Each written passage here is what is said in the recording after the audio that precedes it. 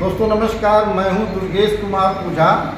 मैं बैठा हूं इस समय पावनपुरी में। पावनपुरी पाऊँ है, सोमेश्वरनाथ धाम भगवान शिव जी का मंदिर है हमारे बगल में।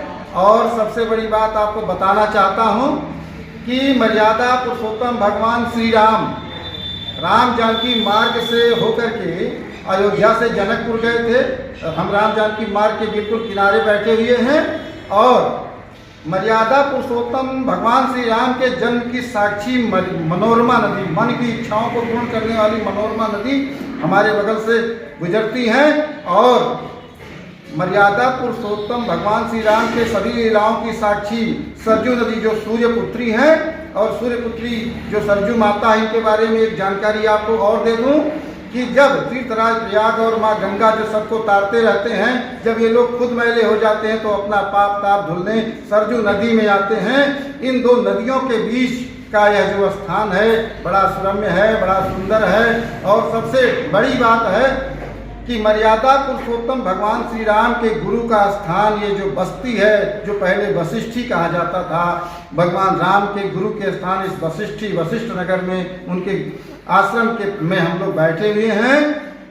तो हमारे बीच में श्री राम कथा और श्रीमद् भागवत कथा के मर्मज्ञ पंडित कृपा शंकर शुक्ल जी विराजमान हैं।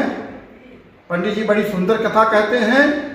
पंडित जी से हम पौरोहित्य के विषय में और कुछ कर्मकांड होते हैं, कुछ त्यौहार होते हैं, त्यौहार एक एक त्यौहार 2-2 दिन पढ़ते हैं, ऐसे तमाम विषयों पर बातचीत करेंगे।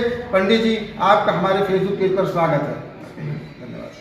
श्री गणेशाय नमः। प्रथमं स्मरामि गणनाथ मनाथ बन्धुं सिन्दूरपूर परिशोभित गण्डयुग्मम् उदंड विघ्न परिखंडन चंड दंड मंडलादिसुर नायक वृंदवंदम वंदे देव उमापतिं सुरगुरुं वंदे जगत कारणं वंदे पन्नग भूषणं मृगधरां वंदे पशूनां पतिं वंदे सूर्य शशांक वहिनयनं वंदे मुकुंदं प्रियं वंदे भक्तजनाश्रयं च वरदं वंदे शिवं शंकरा। नमो वास्तवन्ताय सहस्रमूर्ते सहस्रपादाक्ष शिरोरुभावे सहस्रनाम्ने पुरुषाय स्वस्वते सहस्रकोटि जुगधारिणे। बोलिए सत्य सनातन धर्म के, भारतीय संस्कृति के, भारत माता की। हाँ पंडित जी हाँ बोलिए। ये पुरोहित का जो कर्म होता है, ठीक है, इसके बारे में थोड़ा आप बताएं। देखिए, पुरोहित का अर्थ है पुर का हित सोचने वाला, ग्राम का हित सोचने वाला, देश का हित सोचने वाला पुरोहित कहलाता है।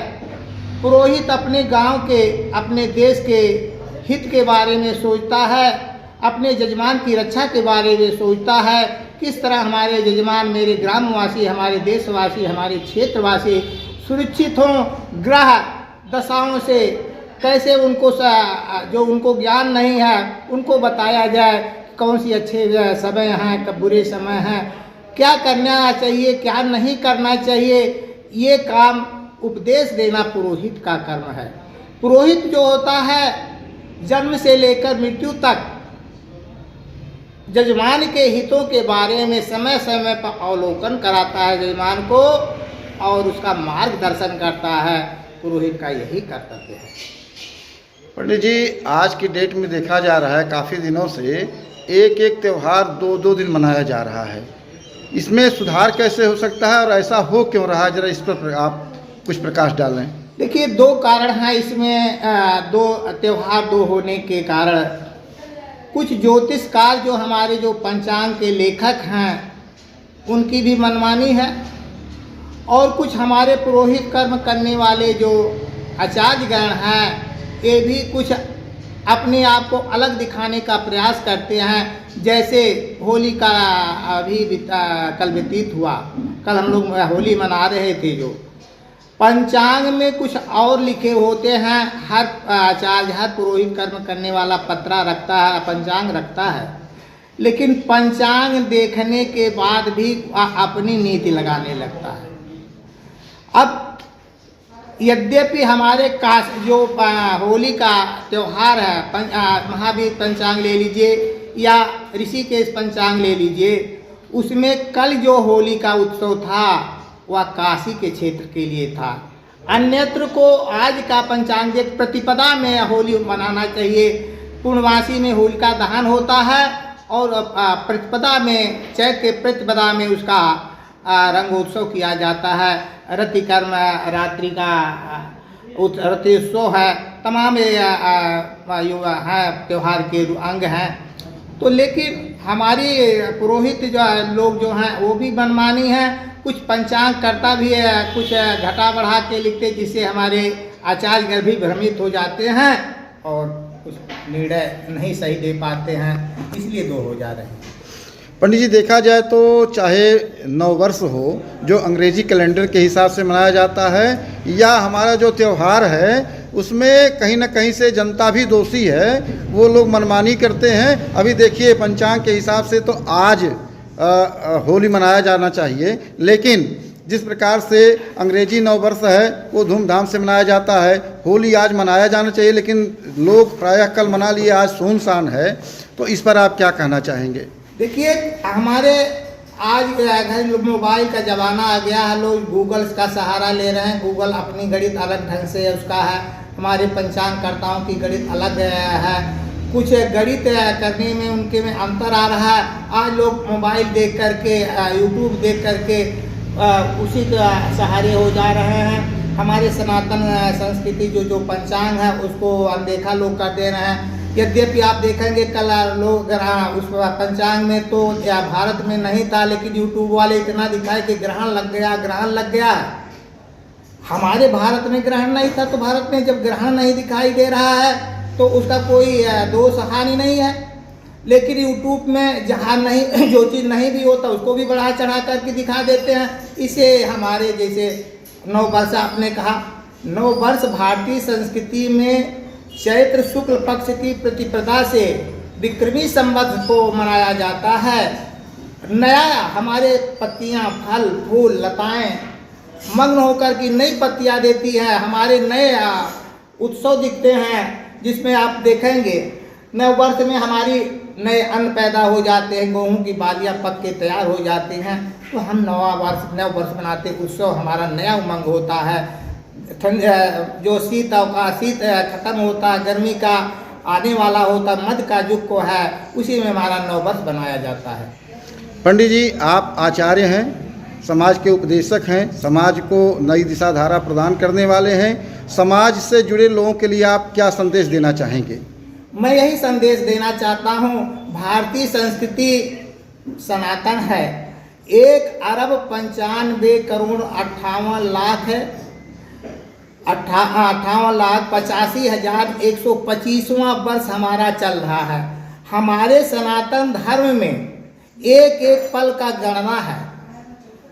कब से ब्रह्मा जी का कल्प जो है, सृष्टि की उत्पत्ति हमने बताया कि 1,95,58,85,125वां वर्ष वर्तमान चल रहा है जी। इसमें कलयुग का प्रथम चरण चल रहा है जी। और अन्य जो धर्मावलंबी हैं, तमाम लोग संप्रदाय हमारे में से निकल करके थोड़ा थोड़ा अंश लेकर के एक संप्रदाय बना, धर्म बन गया उनका कोई आधार नहीं है। हम शुरू से थे, सनातन थे, आखिरी में हम रहेंगे। हमारी संस्कृति पूरे विश्व में मनाई जाती है।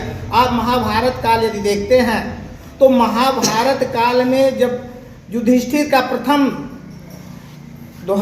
राजा बने और उस राजा बनने पर उन विश्व के राजाओं को बुलाया था। हमारे देश के जो राजा होते थे वो चक्रवर्ती सम्राट कहे जाते थे। सप्तद्वीप वसुंधरा, हमारे राजा जो थे सातों द्वीपों के राजाओं का नेतृत्व करते थे। और हमारे जो पुरोहित होते थे, जब राजा ज्ञानी होगा तो पुरोहित भी ज्ञानी होता था। आज क्या है, प्रजातंत्र आ गया है, जो पढ़े लिखे हों या ना पढ़े लिखे हों वो राजा बन जाते हैं। तो राजा ज्ञानी है तो पुरोहित भी इधर उधर वैसे होता है। प्रजातंत्र में यही कमी है, राजतंत्र और प्रजातंत्र में अंतर है। ना तो राजा ज्ञानी हो पा रहे हैं और ना पुरोहित ही उतना श्रेष्ठ हो पा रहे हैं। विद्या का लोप होता जा रहा है। हमारी संस्कृति, हमारे गुरुकुल की परंपरा जो है वो बाधित होती जा रही है। पंडित जी, आप हमारे साथ बातचीत किए, आपका बहुत बहुत धन्यवाद। धन्यवाद।